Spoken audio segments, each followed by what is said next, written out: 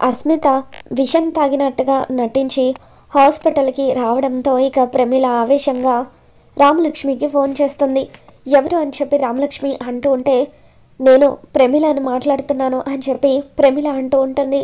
మీరా అత్తయ్య అని చెప్పి రామలక్ష్మి అంటూ ఉంటే, ఎవరే అత్తయ్య నీకు? అస్మిత మీ నాన్న నీకు శౌర్యకి పెళ్లి చేస్తున్నాడని తెలుసుకొని విషం తాగి చావు బతుకుల మధ్య హాస్పిటల్లో ఉంది. వెంటనే ఈ విషయం మీ నాన్నకు చెప్పి ఈ పెళ్లిని మర్యాదగా ఆపించేసేయని చెప్పి శౌర్య ఎంత చెబుతున్నా వినిపించుకోకుండా ప్రమీల రామలక్ష్మిని తిడుతూ పెళ్లి క్యాన్సిల్ చేయించమని చెబుతూ ఉంటుంది. తర్వాత శౌర్య ఎన్నిసార్లు రామలక్ష్మిని కన్విన్స్ చేయడానికి ఫోన్ చేసినా కూడా రామలక్ష్మి ఫోన్ లిఫ్ట్ చేయదు.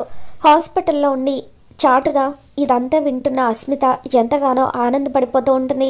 మరోపక్క రామలక్ష్మి దగ్గరికి రఘురామ్ వచ్చి, అమ్మ పెళ్లి ముహూర్తం పెట్టడానికి పంతులు గారు వచ్చారు, వెంటనే శౌర్యకు ఫోన్ చేసి జాతకం తీసుకొని ఇక్కడికి రమ్మని చెప్పు అని రఘురామ్ అంటూ ఉంటాడు. దాంతో రామలక్ష్మి కంగారు పడుతూ ఉంటుంది. మరి రామలక్ష్మి ఎటువంటి నిర్ణయం తీసుకోబోతుందో మళ్ళీ మన ఛానల్లో తెలుసుకుందాం. ఈ వీడియో మీకు నచ్చినట్లయితే తప్పకుండా లైక్ చేయండి.